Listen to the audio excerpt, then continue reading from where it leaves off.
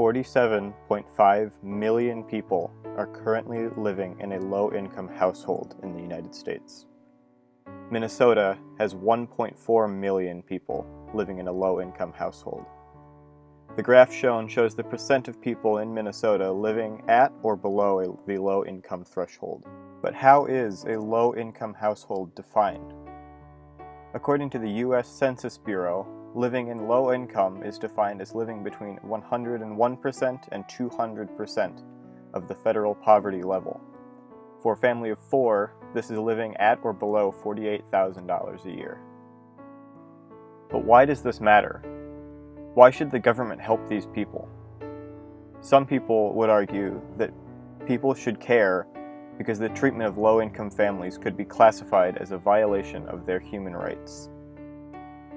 The United Nations, in their Universal Declaration of Human Rights, states in Article 22 that everyone as a member of society has the right to social security and is entitled to realization through national effort and international cooperation, and in accordance with the organization and resources of each state, of the economic, social, and cultural rights indispensable for his dignity and the free development of his personality.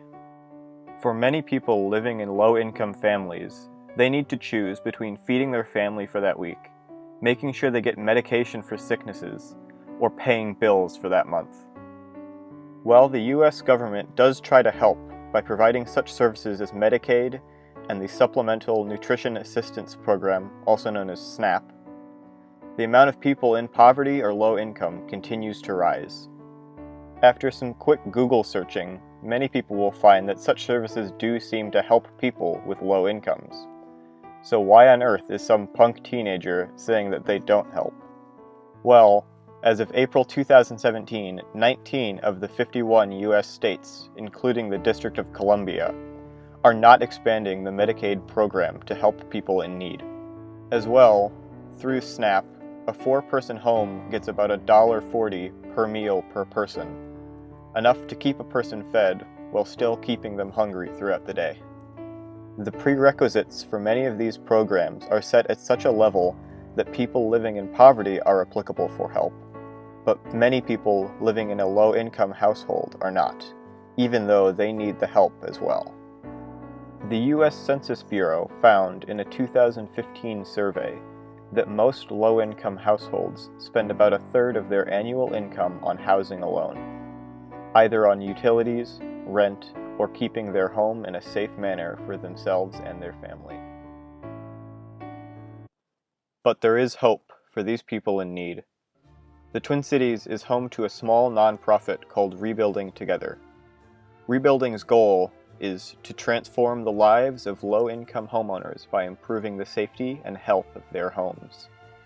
Rebuilding Together focuses on three main types of assistance: livability, such as painting, installing flooring, plumbing, and roof repair; accessibility through their Safe at Home program; and community, improving spaces for the community to gather.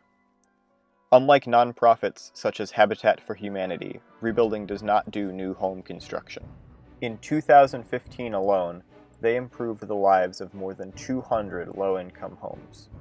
Now, you might be thinking, but how does a local group like this help fix the national problem? Well, don't you worry.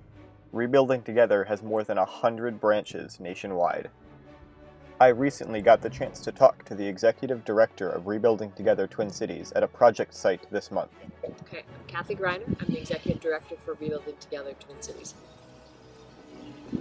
So why did you choose to work for Rebuilding Together? Stumbled into it. Home repair and remodeling was a hobby about 20 years ago. And so I just started volunteering as a house captain and then got on the board of directors. And by the time we hired our first executive director, first full-time person, I was in love with the organization. So I applied for the job. So what kind of repairs are being done at the project today?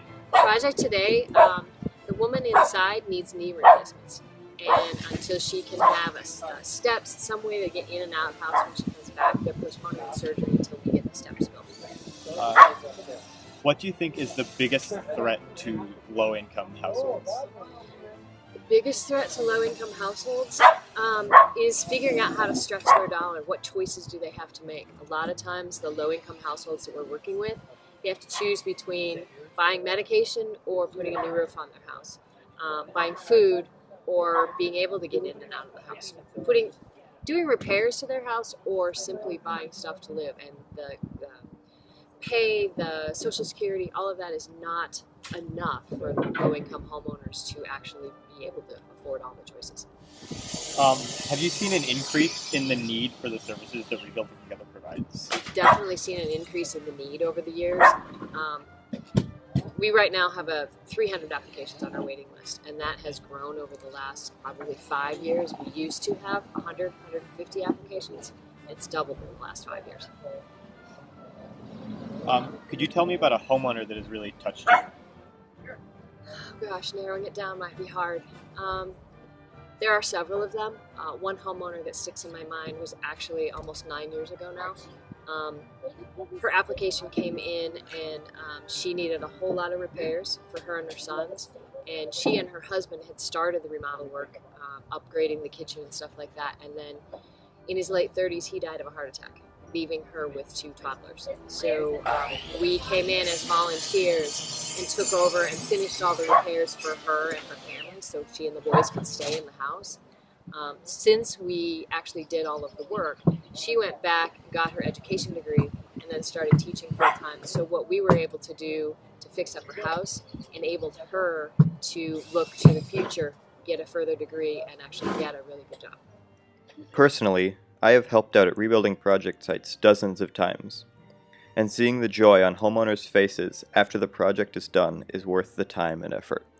If this kind of volunteering seems worthwhile to you, you can contact Rebuilding Together by email at volunteerservices@rebuildingtogethertwincities.org or by phone at 651-776-4273.